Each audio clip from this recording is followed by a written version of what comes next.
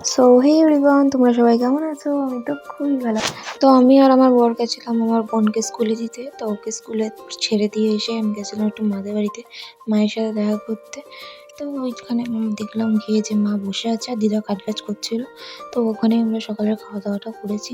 তো আমার বর খেয়ে নিল, রুটি আর আলু ভাজা দিয়েছিল মা ওকে খেতে।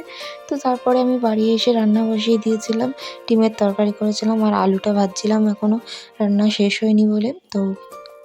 তো আমি এদিকে রান্নাটা করেই নিচ্ছিলাম আর ঘরে গিয়ে দেখছি যে আমার বর খাতা পেন নিয়ে বসেছে কি হিসাবপত্র করতে।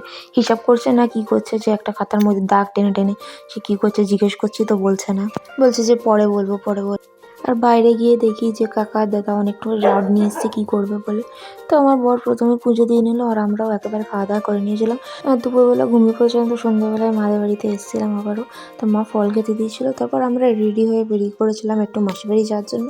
তো আমরা মাসির বাড়ি যাওয়ার পথে আমাদের এখানে একটা ক্লাব আছে, ক্লাবের ওখানে সরস্বতী ঠাকুর বানানো হচ্ছিলো কিছুদিন ধরে।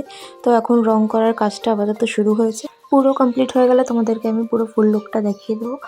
তো দেখতে দেখতেই আমরা চলে এসেছিলাম মাসির বাড়ি। আমার মাসির বাড়ি অনেকটাই দূর আমাদের বাড়ির থেকে।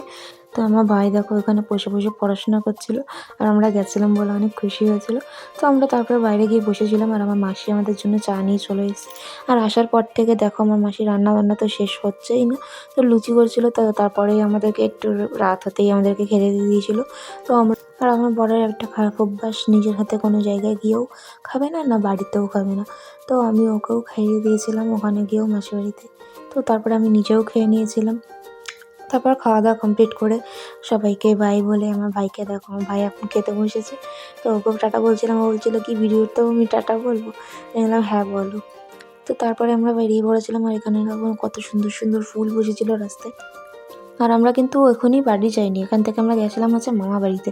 তো মামা বাড়ির থেকেই বেরিয়ে পড়েছিলাম আবারও আমরা।